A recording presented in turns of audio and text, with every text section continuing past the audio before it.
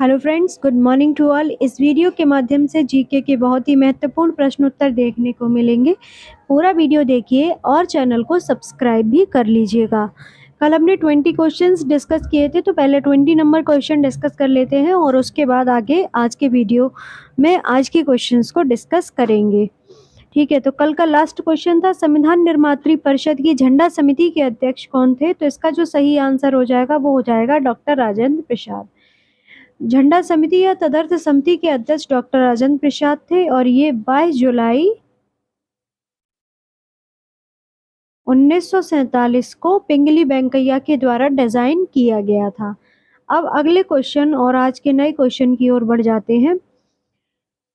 हम न्यायिक पुनरावलोकन की व्यवस्था देखते हैं, मतलब कौन सा देश ऐसा है जो न्यायिक पुनरावलोकन की व्यवस्था देखता है। तो ए ऑप्शन है केवल भारत, बी ऑप्शन है यूके, सी ऑप्शन है यूएसए, डी ऑप्शन है भारत और यूएसए। तो इसका जो डी ऑप्शन है वो बिल्कुल करेक्ट हो जाएगा। न्यायिक पुनरावलोकन की अगर बात करें तो भारत और यूएसए में दोनों में न्यायिक पुनरावलोकन की व्यवस्था है।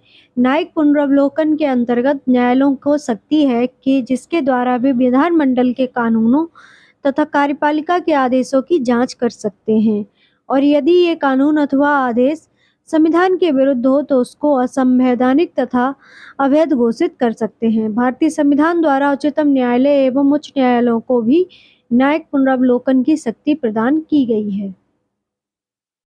अगला क्वेश्चन है, भारत के संविधान के उद्देश्यों में से एक के रूप में आर्थिक न्याय का किसमें उपबंध किया गया है। ए ऑप्शन है उद्देशिका और मूल अधिकार, बी ऑप्शन है उद्देशिका और राज्य की नीति निर्देशक के तत्व, सी ऑप्शन है मूल अधिकार और राज्य की नीति निर्देशक तत्व, डी ऑप्शन है उपरोक्त में से कोई नहीं। तो इसका जो बी ऑप्शन है वो बिल्कुल सही है। भारतीय संविधान की उद्देशिका और राज्य के नीति निर्देशक तत्वों के सामाजिक, आर्थिक व राजनीतिक न्याय का वर्णन किया गया है। इसमें आर्थिक न्याय का आशय है कि राज्य के सभी नागरिकों की न्यूनतम आवश्यकताएं पूरी हों तथा धन एवं भौतिक संसाधनों का संकेंद्रण कुछ ही व्यक्तियों के हाथ में न हो। इस लक्ष्य की प्राप्ति के लिए संविधान के चौथे भाग में नीति निर्देशक तत्वों का प्रावधान किया गया है। तो आर्टिकल 38 से स्पष्ट होता है कि 38 मतलब 38 से स्पष्ट होता है कि राज्य लोक कल्याण की अभिवृद्धि के लिए सामाजिक व्यवस्था बनाए जिससे आर्थिक संसाधनों का न्यायपूर्ण वितरण हो सके।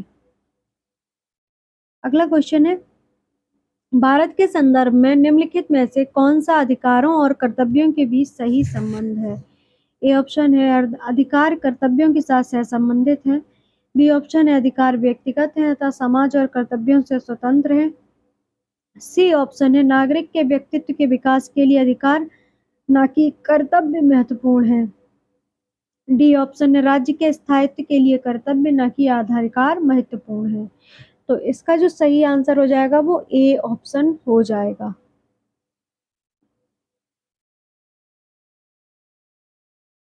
अधिकार वे सामाजिक परिस्थितियां तथा अवसर होते हैं जो मनुष्य के व्यक्तित्व के उच्चतम विकास के लिए आवश्यक होते हैं, जबकि कर्तव्य का तात्पर्य उन कार्यों से होता है जिन्हें करने के लिए व्यक्ति के सिक्के के दो पहलू होते हैं। तो आप समझ गए होंगे कि व्यक्तित्व क्या है और अधिकार क्या है और कर्तव्य क्या है। ठीक है,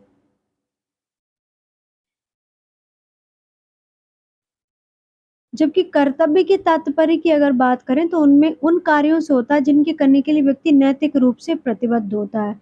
वस्तुतः अधिकार और कर्तव्य एक ही सिक्के के दो पहलू हैं। हम कह सकते हैं कि अमुक व्यक्ति का अमुक वस्तु पर अधिकार है, तब इसका आशय ये भी होता है कि ये अन्य व्यक्तियों का कर्तव्य है कि उस वस्तु पर अपना अधिकार न समझकर उस वस्तु का ही अधिकार समझें। इस प्रकार अधिकार कर्तव्यों के साथ सह संबंधित होता है। अगला क्वेश्चन है, यदि देश की रक्षा के लिए मूल कर्तव्यों के अनुरूप सभी पुरुष नागरिकों को सेना में अनिवार्य रूप से भर्ती कर लिया जाए तो यह कानून। ए ऑप्शन है अविवेकपूर्ण होगा क्योंकि इसमें श्रेणियों का प्रावधान नहीं है, बी ऑप्शन है भेदभावपूर्ण होगा क्योंकि इसमें उम्र का आधार रखना होगा, सी ऑप्शन है लिंग के आधार पर भेदभावपूर्ण माना जाएगा। डी ऑप्शन है संविधान के किसी भी प्रावधान के प्रतिकूल नहीं होगा। तो इसका जो सही आंसर है वो डी ऑप्शन हो जाएगा। यदि देश की रक्षा के लिए मूल कर्तव्यों के अनुरूप सभी पुरुष नागरिकों की सेना में भर्ती अनिवार्य कर दी जाए, तो ऐसा कानून संविधान के किसी भी प्रावधान के प्रतिकूल नहीं होगा, क्योंकि संविधान के 42वें संविधान संशोधन के उपबंधों के अंतर्गत संसद मूल कर्तव्यों के परिवर्तन के लिए विधि का निर्माण कर सकती है। अगला क्वेश्चन है, संसदीय शासन प्रणाली की सफलता के लिए आदर्श स्थिति है। ए ऑप्शन है एक प्रधान दल व्यवस्था का होना। बी ऑप्शन है द्विदलीय व्यवस्था का होना। सी ऑप्शन है एक दलीय व्यवस्था का होना। डी ऑप्शन है बहुदलीय व्यवस्था का होना। तो इसका जो बी ऑप्शन है वो बिल्कुल सही हो जाएगा। संसदीय शासन प्रणाली की सफलता के लिए आदर्श स्थिति द्विदलीय व्यवस्था का होना होता है। अगला क्वेश्चन है, हरित सकल राष्ट्रीय आय की अगर बात करें, इसकी डिस्कशन की बात करें अगर 25 नंबर के, तो संसदीय शासन स्तर द्विदलन व्यवस्था वाले देश में सुचारू रूप से चलता है, जहां एक दल शासन तथा दूसरा दल वफादार विपक्ष का गठन करता है, किंतु ये बहुदलीय व्यवस्था तथा दायित्वहीन विपक्ष की बुराइयों से भरे देश में असफल होता है। संसदीय शासन व्यवस्था की सफलता के लिए द्विदलीय व्यवस्था एक आदर्श स्थिति होती है। अगला क्वेश्चन है, हरित सकल राष्ट्रीय आय है। ए ऑप्शन है कृषि तथा जंगलात की आय का हिस्सा। बी ऑप्शन है विदेशी व्यापार से प्राप्त आय का हिस्सा। सी ऑप्शन है वह हिस्सा जिसमें काला धन नहीं है। डी ऑप्शन है जिसमें पर्यावरण क्षरण का लेखा भी किया गया है। तो इसका जो डी ऑप्शन है वो बिल्कुल करेक्ट हो जाएगा। हरित सकल की राष्ट्रीय आय होती है जिसमें पर्यावरण क्षरण का लेखा भी किया गया होता है। हरित सकल राष्ट्रीय आय की वह आय है जिसमें पर्यावरण क्षरण का भी लेखा किया गया है, अर्थात राष्ट्रीय आय की गणना करते समय पर्यावरण की क्षति को भी राष्ट्रीय आय में सम्मिलित कर लिया जाए तो इसे हरित सकल राष्ट्रीय आय कहते हैं। अगला प्रश्न है, निम्नलिखित आय के साधनों की जोड़ी में से कौन सी केवल संघीय सरकार के लिए होती है। ए ऑप्शन है उपहार कर जोत कर। बी ऑप्शन है बिक्री कर आय कर। सी ऑप्शन है सीमा शुल्क निगम कर। डी ऑप्शन है संपत्ति कर भू राजस्व। तो इसका जो सी ऑप्शन है वो बिल्कुल सही हो जाएगा। भारत में कर एकत्रित करने का अधिकार 3 स्तरों में बटा हुआ है, केंद्रीय स्तर पर, राज्य स्तर पर तथा स्थानीय स्तर पर।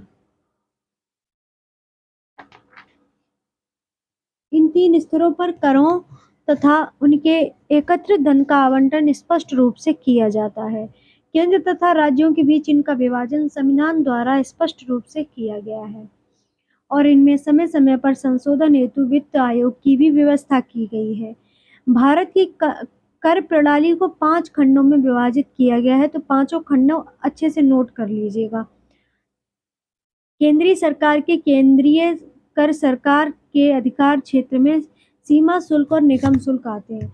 कभी पूछ लिया जाए क्वेश्चन सीमा शुल्क और निगम शुल्क किस क्षेत्र में आते हैं, तो ये केंद्र सरकार के क्षेत्र में आते हैं।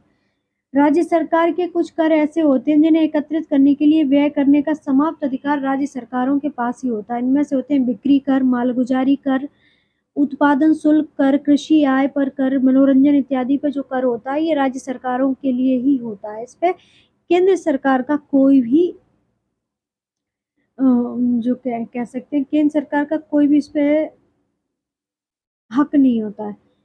अगला क्वेश्चन, कुछ कर ऐसे होते हैं जिन्हें लगाया जाता है केंद्र सरकार के द्वारा, फिर उनसे प्राप्त राजस्व केंद्र और राज्य सरकारों के बीच बांट दिया जाता है। इस श्रेणी के उत्पादन शुल्क आय कर शामिल होते हैं। करों का केंद्र और राज्यों के बीच बंटवारों के अनुपात को निर्धारण वित्त आयोग कर देता है। तो कुछ कर ऐसे होते हैं जैसे आयकर वगैरह, तो लगाती तो सेंट्रल गवर्नमेंट है, पर उसमें जो मिलता है वो राज्य सरकार और केंद्र सरकार में बांट दिया जाता है और ये काम करता है वित्त आयोग। फिर आता है चौथा पॉइंट कि कुछ कर केंद्रीय सरकार द्वारा लगाए जाते हैं और उन्हें एकत्रित करने का अधिकार भी केंद्र सरकार पर ही होता है, लेकिन इनमें एकत्रित राजस्व राज्य सरकारों को बांट दिया जाता है। कृषि के अलावा अन्य सभी राज्य सरकारों को बांट दिया जाता। कृषि के अलावा अन्य सभी संपत्तियों पर संपदा शुल्क, रेल किराए और भाड़े शुल्क, रेल, समुद्र और वायु से यात्रा, माल ढुलाई, टर्मिनल कर, समाचार पत्रों के क्रय विक्रय और उनमें विज्ञापन कर इस वर्ग में आते हैं। पांचवा और लास्ट जो कर होता है वो होता है कुछ कर और शुल्क केंद्र सरकार द्वारा लगाए जाते हैं, परंतु इनको एकत्रित करने का अधिकार जो है राज्य सरकार पर होता है। लगाती तो सेंट्रल गवर्नमेंट है, पर जो स्टेट गवर्नमेंट होती है इसे कलेक्ट करती है और वे ही एकत्रित राजस्व का उपयोग भी करती हैं, जिसमें आता है स्टाम्प शुल्क, दवाइयों तथा श्रृंगार सामग्रियों पे उत्पादन शुल्क। ठीक है, तो इसका जो सही आंसर हो जाएगा वो आपका कौन सा हो जाएगा? क्वेश्चन था निम्नलिखित आय के साधनों की जोड़ी में से कौन सी केवल संघीय सरकार के लिए होती है? तो हमने सारे ऑप्शन आपको बता दिए, तो इसका जो डी ऑप्शन है वो बिल्कुल सही हो जाएगा। संपत्ति कर तथा भू राजस्व कर केवल संघीय सरकार के लिए होता है।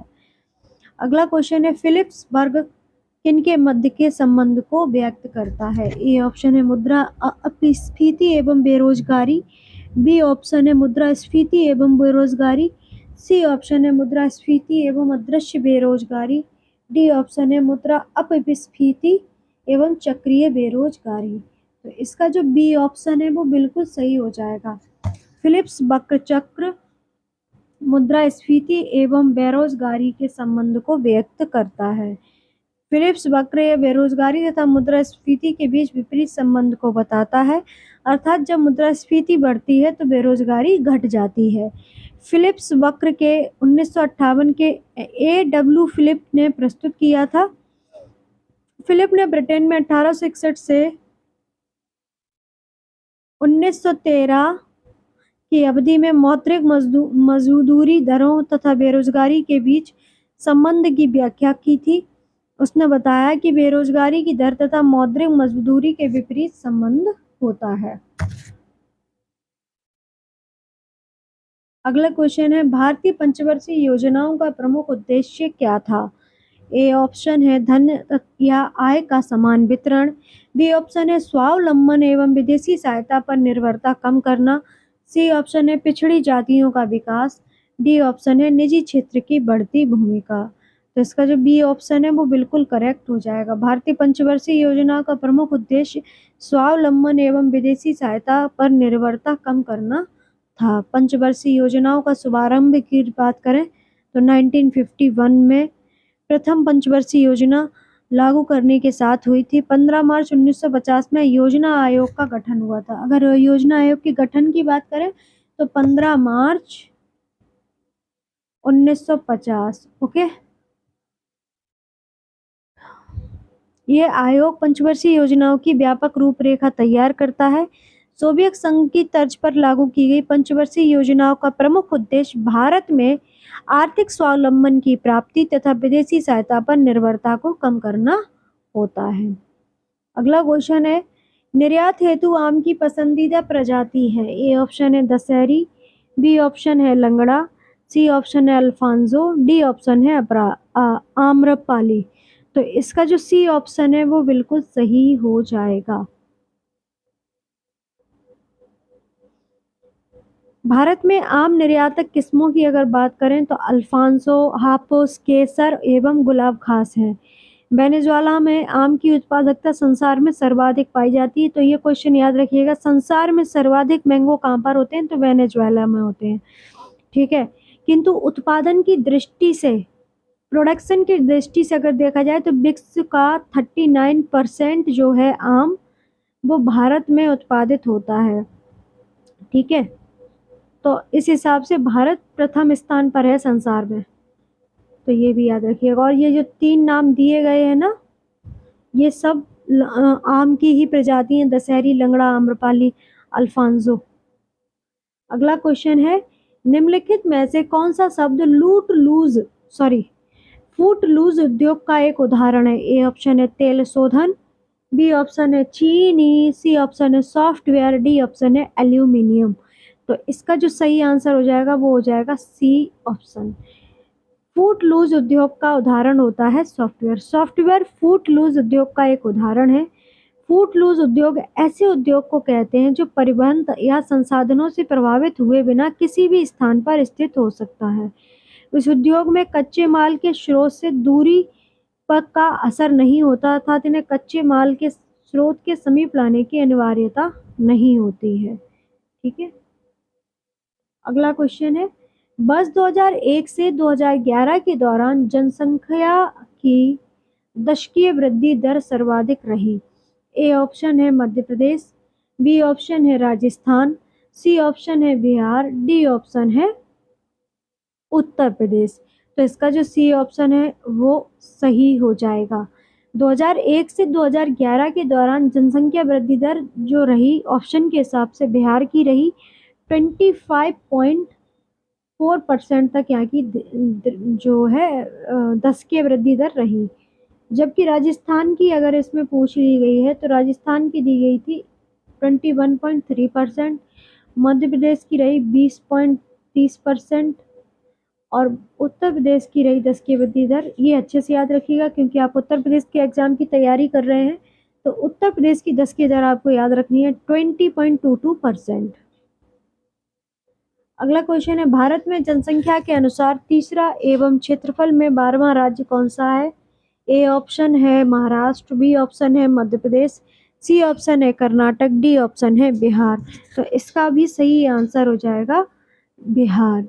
भारत में जनसंख्या के अनुसार भारत के बिहार का तीसरा स्थान है, जबकि क्षेत्रफल के अनुसार से बिहार का 12वां स्थान है। ज्ञातव्य है कि क्षेत्रफल की दृष्टि से प्रथम स्थान कौन से राज्य का है, तो ये भी याद रखिएगा राजस्थान, और उत्तर प्रदेश आता है चौथे स्थान पर। ठीक है, और दूसरे स्थान पे आता है महाराष्ट्र, तो ये भी याद रखिएगा। क्षेत्रफल की दृष्टि से सबसे बड़ा राज्य जो है वो है राजस्थान, दूसरे नंबर पे हमारा महाराष्ट्र, और तीसरे नंबर पे है, तीसरे नंबर पे मध्य प्रदेश है शायद, याद नहीं आ रहा, चौथे नंबर पे हमारा उत्तर प्रदेश है। अगला क्वेश्चन है, उत्तर प्रदेश के निम्नलिखित जिलों में से कौन सा 2011 की जनगणना में साक्षरता दर में सर्वाधिक है। तो ए ऑप्शन है आजमगढ़, बी ऑप्शन है इलाहाबाद, सी ऑप्शन है गाजियाबाद, डी ऑप्शन है लखनऊ।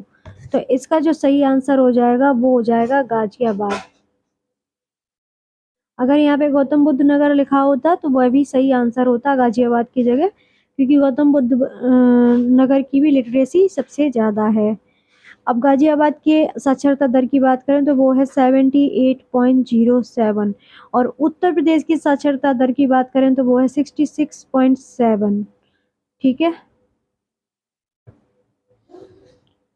लखनऊ की साक्षरता दर की अगर बात करें तो 77.29% है, इलाहाबाद में 72.32% लोग पढ़े हुए हैं, और आजमगढ़ में 70.93% पढ़े हुए हैं। अगला क्वेश्चन है, 2011 की जनगणना के अनुसार भारत अनुसार निम्न राज्यों में से किसका जनसंख्या घनत्व न्यूनतम है।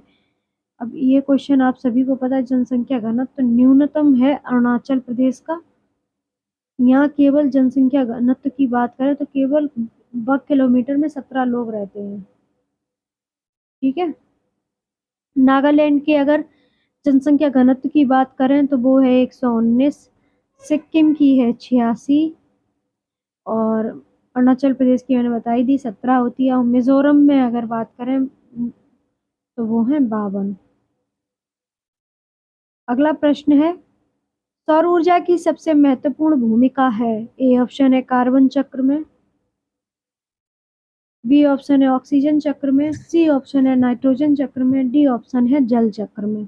तो इसका जो डी ऑप्शन है वो बिल्कुल सही हो जाएगा। सौर ऊर्जा की सबसे महत्वपूर्ण भूमिका जल चक्र में होती है। जल गैस या वाष्प ठोस या तरल रूप में पाया जाता है। जलाशयों से जल वाष्पीकरण द्वारा वातावरण में वाष्प में परिवर्तित हो जाता है। इसके अलावा पेड़ पौधे जल को भूमि से अवशोषित कर बाष्पोत्सर्जन क्रिया वायुमंडल में जलवाष्प छोड़ते हैं। यह संघनित होकर वर्षा जल के रूप में पृथ्वी को पुनः प्राप्त कर लेता है। अगला क्वेश्चन है, निम्नलिखित में से कौन प्रदूषक संकेतक पौधा है।